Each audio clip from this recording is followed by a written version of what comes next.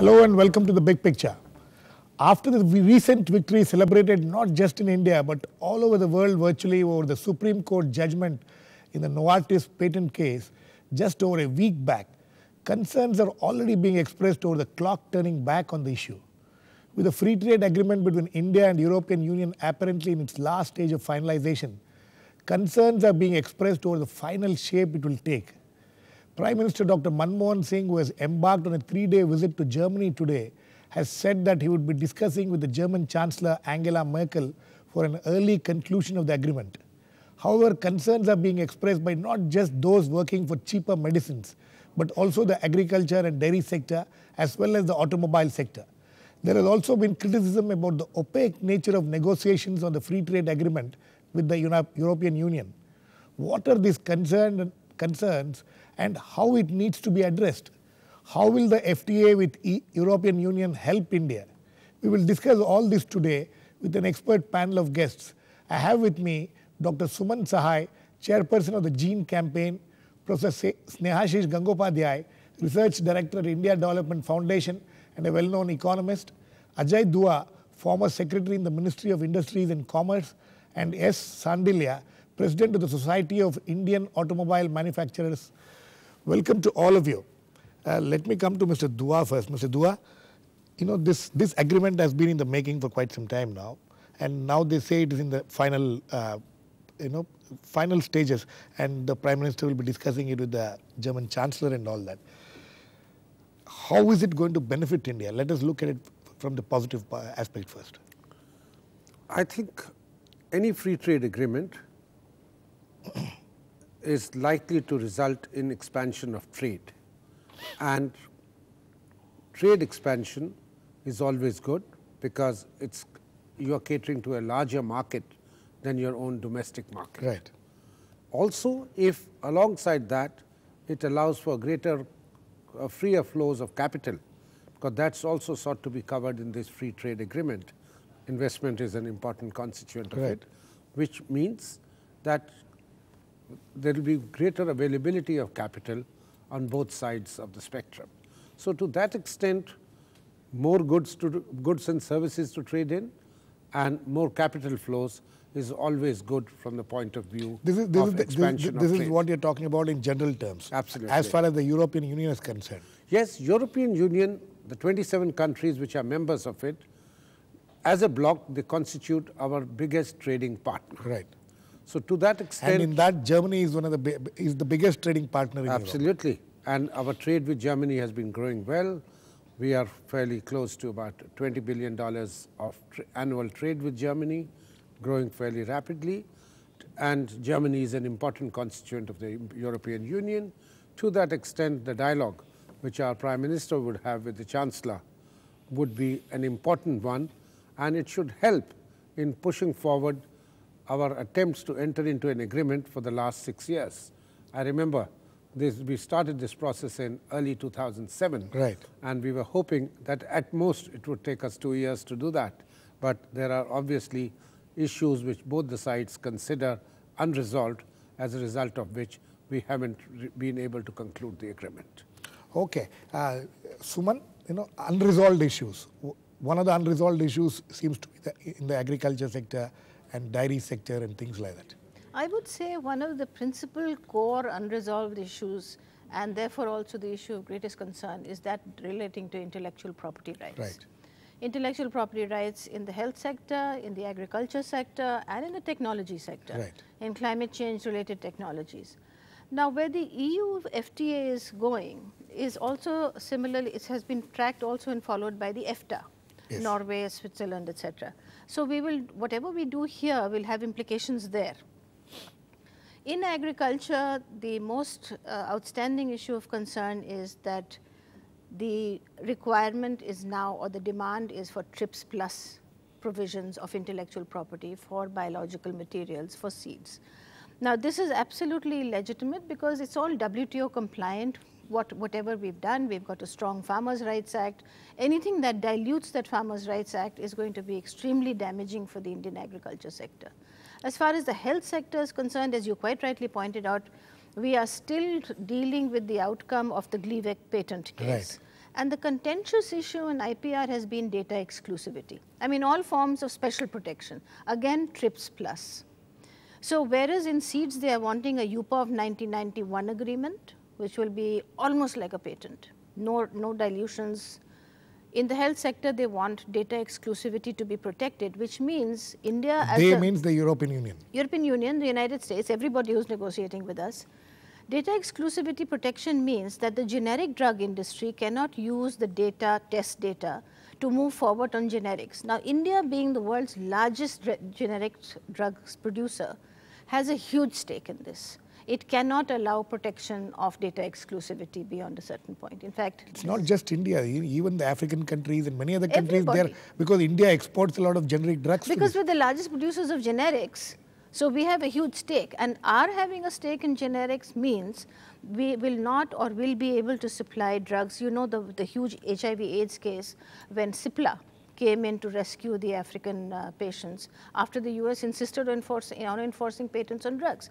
And the third sector is in technology transfer. This whole contentious issue around the negotiations on climate change, reduction of emissions, comes and gets stalled at the IPR question.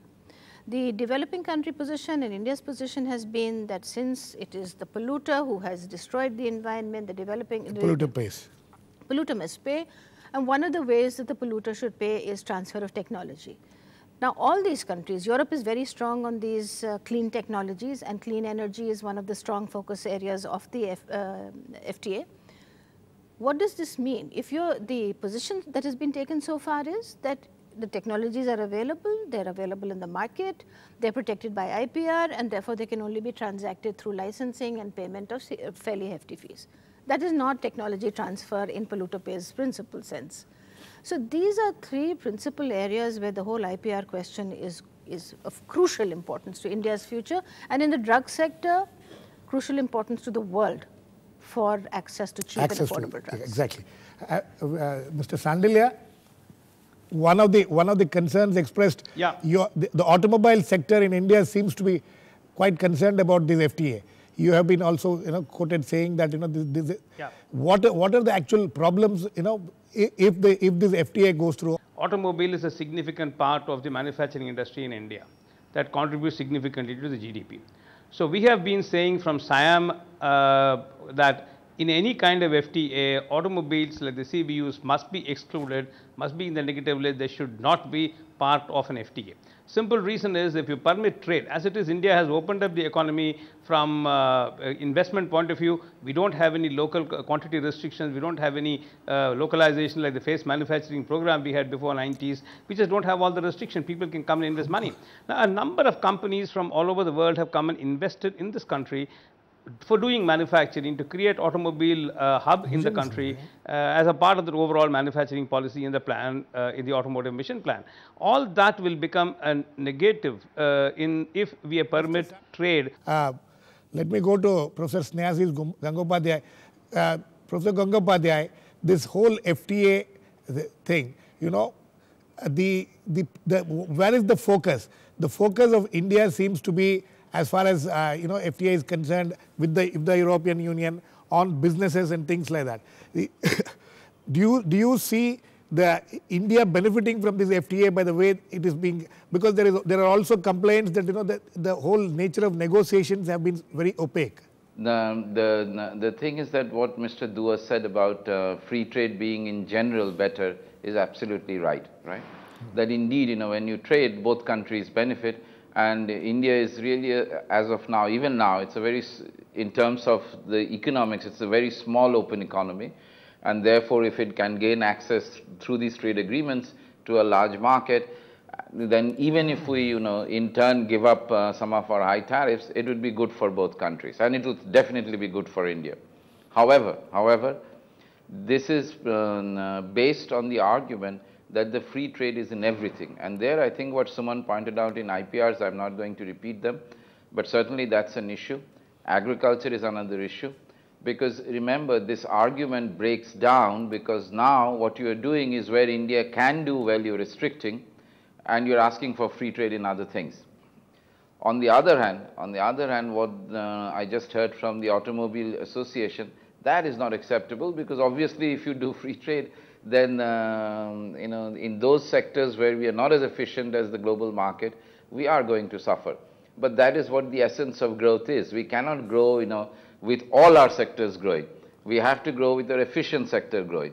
So the correct argument to be made is the one that Suman was trying to make, is that with IPRs there is an issue, with agriculture there is an issue, and all of these are of tremendous significance and importance to the Indian market and to the Indian producers and to the Indian consumers, right? So in that sense, we need to, yes, in that sense we need to be a bit careful, and the problem is that indeed we have no idea what is going on in the trade agreement. Right. Right, because it is kept completely out of the discussion of the public domain. Right. And that in a democratic setup, and this is surprising that even in the EU, there has been protests, there has even been a court case in Denmark against this, whereas in India, we are obviously kept out of the discussions. Right. Okay, Mr. Dua, even you said that you were part of this when we started 2007. Why is it that it's being done in such secrecy? Why are the negotiations being done in such secrecy when the impact of it is going to be on huge number of people in this country? I don't think there is a conscious decision that to keep it in wraps.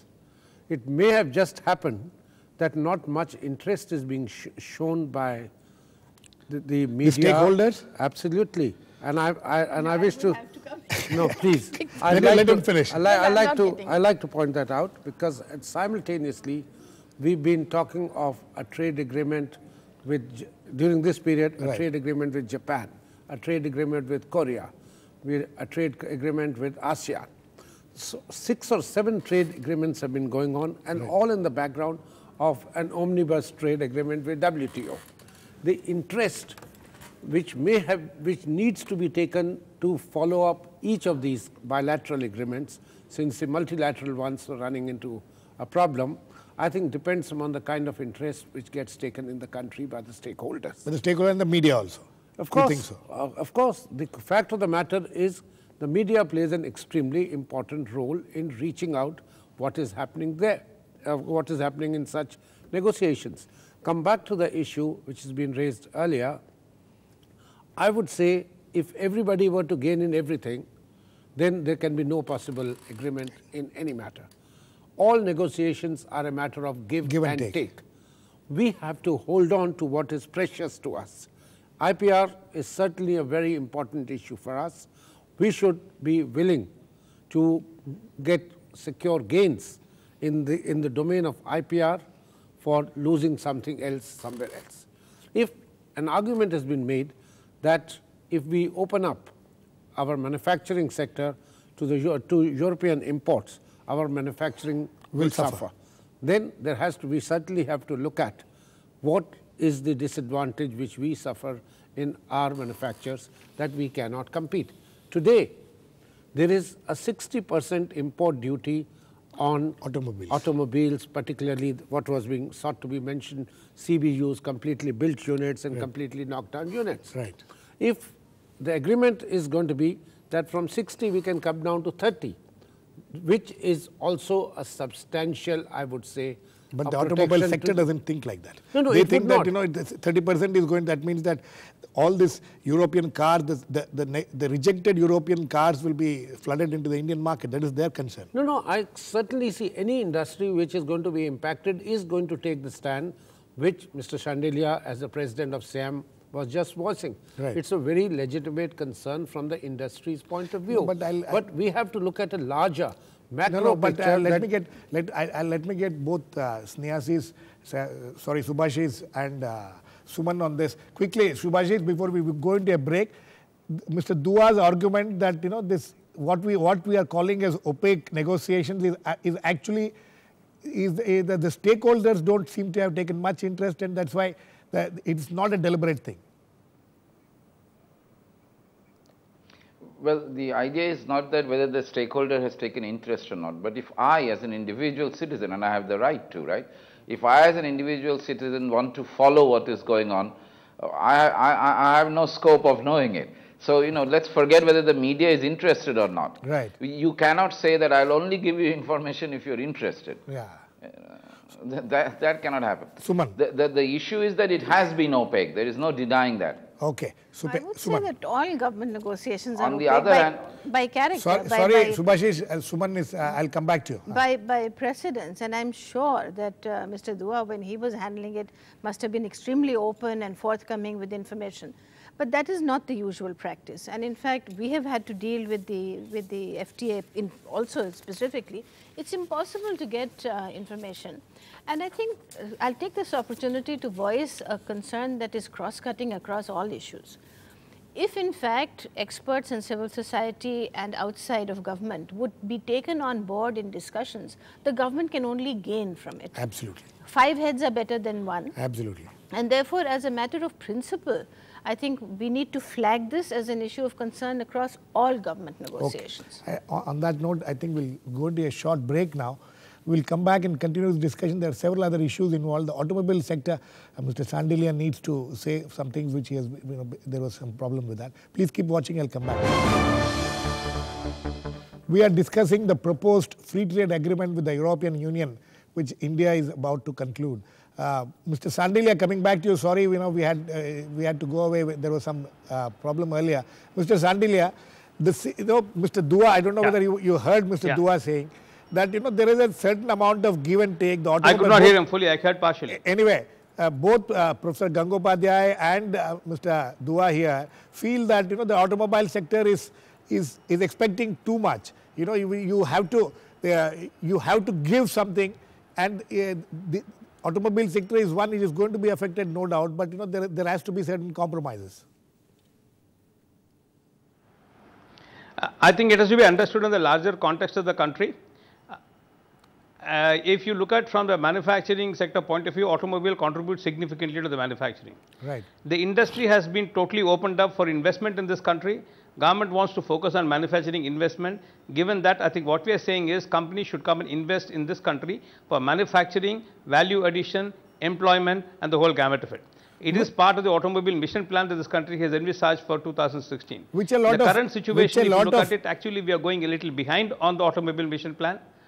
But let me complete. Mr. Sandilya, a lot of automobile companies from outside have already come and they are already doing business here and set up their manufacturing units. No, therefore, I'm just telling you that manufacturing will get impacted if you permit CBU imports at a lower duty. Right. Secondly, it's a discriminatory step if only EU FTA has this, because the Japanese and the Koreans with the other countries where we have agreement already entered into has excluded CBUs from the free trade agreement.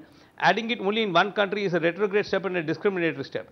Let us look at what is EU going to gain, what is India going to gain. India is not going to gain anything in terms of opening up of the trade sector in the EU, because our exports is minimal, small vehicles. It went up only because they had this cash for clinker scheme in terms of a stimulus package. Otherwise, our exports have not been significant at all to EU.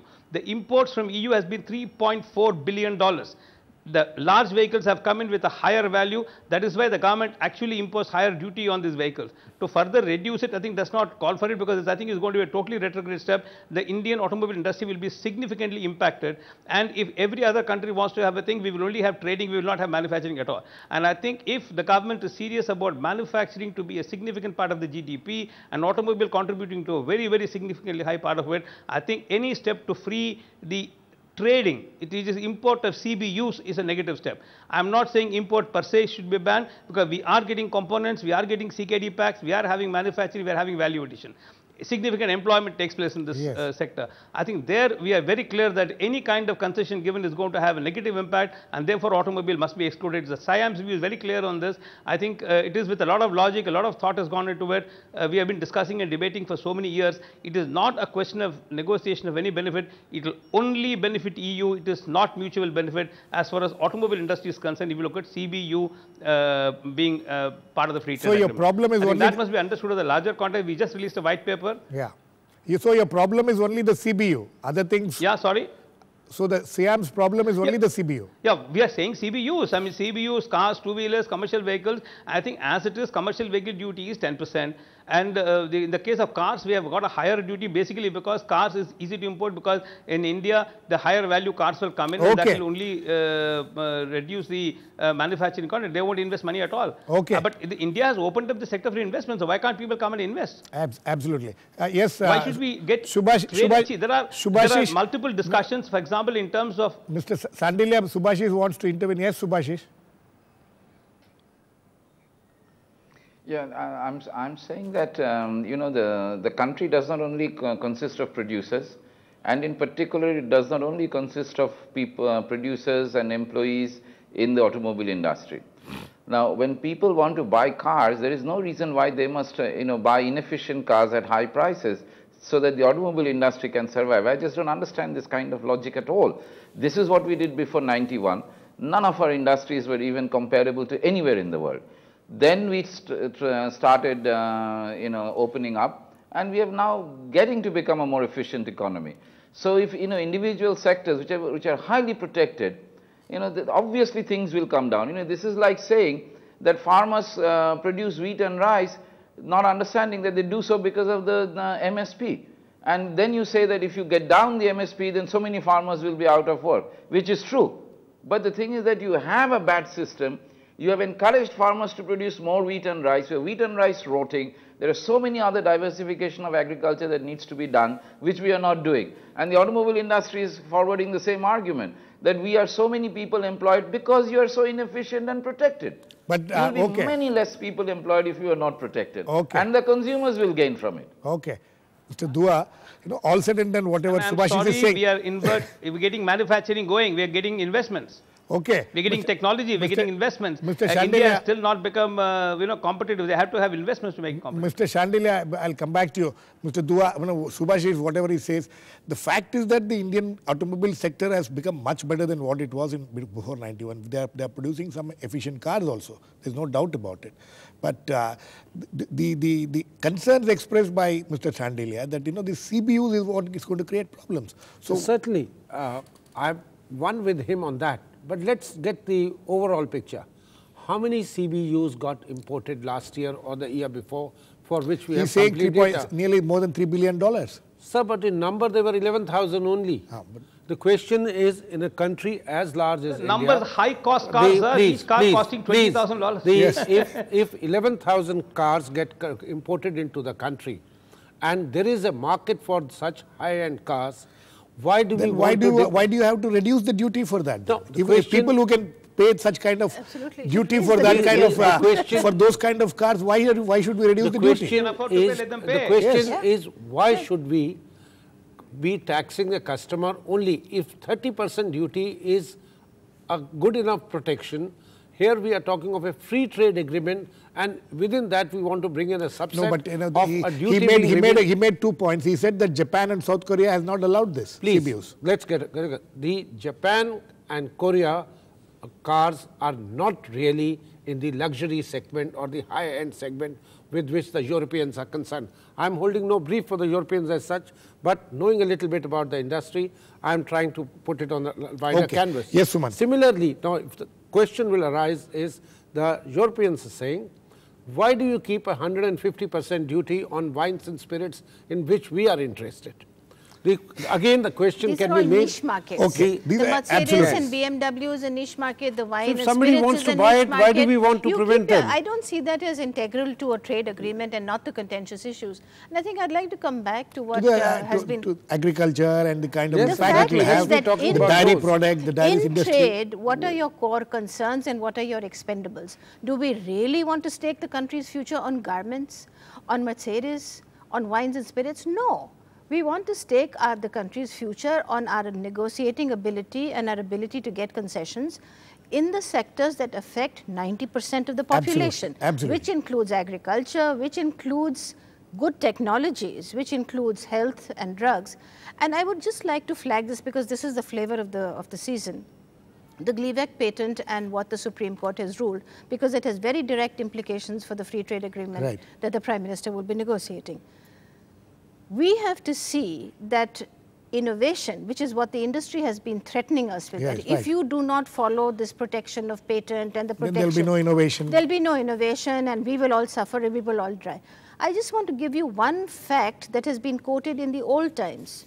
After Hoffmann La Roche, one of the world's large pharma giants, produced, established and marketed Valium, one of the most popular blockbuster benzodiazepine drugs, it did not invest in research in this segment for the next 20 years. So this myth needs to be rebutted fairly. When a product is effective, successful and does something for somebody, it flies off the shelves with or without a patent. I think we are completely running out of time, Suman. Shubhashis, last words to you. You think that there needs to be a more discussion, more open discussion in this country about what kind of agreement that we are going to sign with the European Union before it is signed? Yes, it should be done. There should be more open discussions. Okay.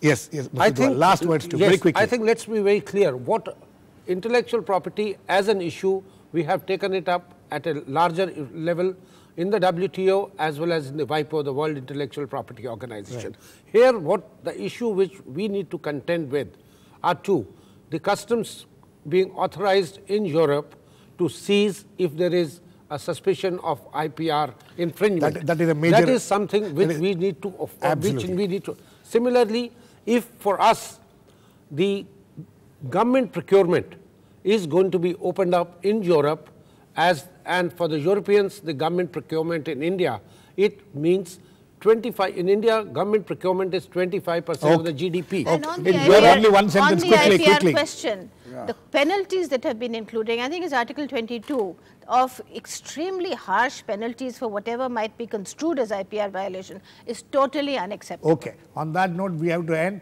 But the fact of the matter is there are several contentious issues, and as all my panelists were talking about, there is a certain amount of opaqueness in the kind of negotiations which has gone on. Hopefully, the government will put this out in the public and there will be more discussion before a final agreement is reached. Thanks to all my guests, Professor Shubhashis, Gangpadhyay, Mr. Sandilya, Mr. Dua and Suman Sahai. Please keep watching. We'll come back with another issue on the big picture same time tomorrow.